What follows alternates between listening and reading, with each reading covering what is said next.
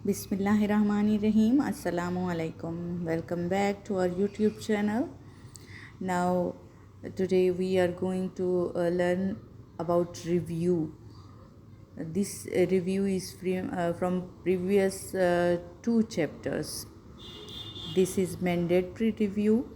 इसी में से ही क्वेश्चन आएंगे और जो पिछले चैप्टर हैं उन दोनों का जो पूरा खुलासा है वो इसी के अंदर दिया हुआ है। इसमें भी जो है पूरी तवज्जो की ज़रूरत है क्योंकि सिलेबस हमने शॉर्ट करवाया था, तो ये आखिरी है। इसके बाद हम कोबलर पे जाएंगे क्योंकि वो एक पोएम है, तो उसमें थोड़ा सा ज़्यादा टाइम भी लगेगा और काफ़ी सारी चीज़ें उसमें समझाने वाली भी हैं। तो चलते हैं अपने लेसन की तरफ। सबसे पहले read the given words and underline the initial sounds. जैसा कि मैंने बच्चों को साउंड्स पहले सिखाई हुई हैं, लाइक ब, र, इक, आई सी के इक साउंड दे रहा है ब्रिक, तो हमने इसकी इनिशियल साउंड्स पे गौर करना है। जो फर्स्ट साउंड है उसको बोलते हैं इनिशियल साउंड। तो इसकी क्या है, ब। ऐसे ही है ब, ल, ऑक, ब्लॉक, ड, र, ऑप, ड्रॉप, ब, ल, उ, ब्लू। तो क्या है जी, हमारी जो फर्स्ट लाइन है उसमें हमारी ब साउंड यूज़ हुई है। अब बच्चों ने क्या करना है, ओनली ब के नीचे छोटी सी लाइन लगा देनी है। उनको पता चलेगा कि ये ब की साउंड है। जो बड़ा बी होता है उसको बी बोलते हैं, जो छोटा बी होता है उसको साउंड बोलते हैं। ठीक है, उसको छोटा बी नहीं कहेंगे। अगर मैं बच्चों से पूछूं कि ये कौन सी साउंड है तो वो छोटा बी ना बोलें मुझे, वो बोलें ब साउंड है। ठीक है, इसी तरह जो ड साउंड है ऊपर वाली लाइन में आई हुई है, और आगे फिर ड, र, ईम, ड्रीम। मैंने पहले बताया था कि इसको अगर मैं ईम पढ़ रही हूँ तो कंफ्यूज होने की ज़रूरत नहीं है। ई ए एम, ईम ही बनेगा क्योंकि हमारा पहला जो साउंड है वो ई से स्टार्ट हो रहा है। दो बॉल्स ही है ना, तो पहली साउंड हमने लेके चलनी होती है। ड, ड के नीचे अंडरलाइन करेंगे अब ख, ल, एस, क्लास। तो ये जो हमारी क्लास है इसमें ख साउंड पे बच्चे जो है वो अंडरलाइन करेंगे। इसी तरह ब, र, एन, ब्रेन, ख, ल, ओक, क्लॉक।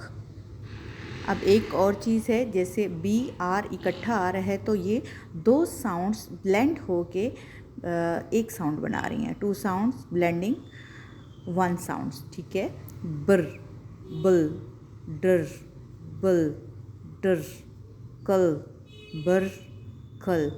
देखिए अब डर, बल, कल, इनकी जो साउंड्स हैं ये ब्लेंड हो रही हैं। ये एक साउंड नहीं है, ये दो साउंड्स ब्लेंड्स हो रही हैं। ठीक है, ये आपने बच्चों को बताना है क्योंकि मैं डायग्राफ ऑलरेडी पढ़ा चुकी हूँ, तो बच्चे कहीं डायग्राफ में इसको मर्ज ना कर दें। नेक्स्ट चलते हैं, look at the given picture and circle their letter sounds.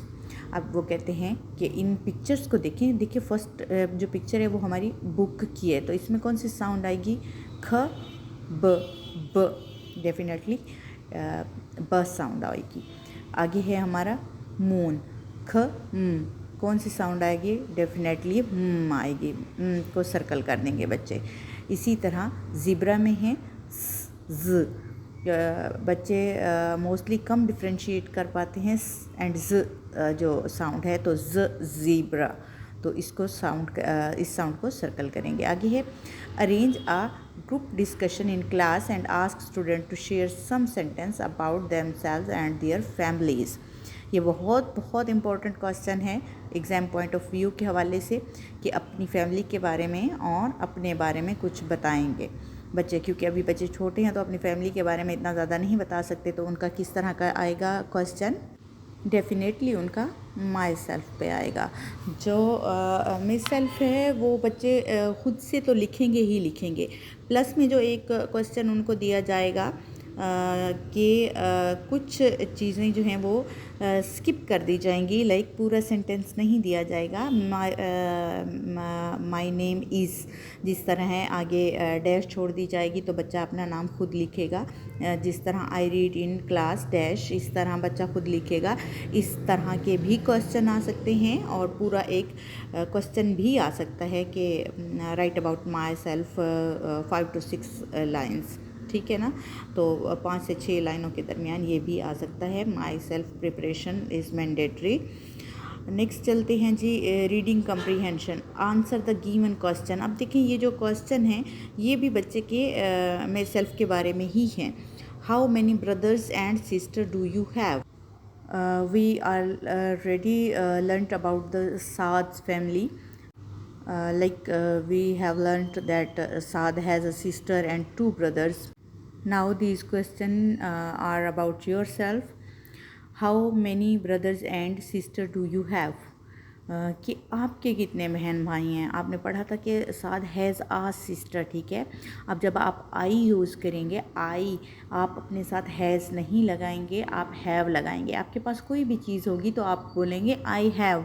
Like आपके पास पेंसिल है, आई हैव अ पेंसिल।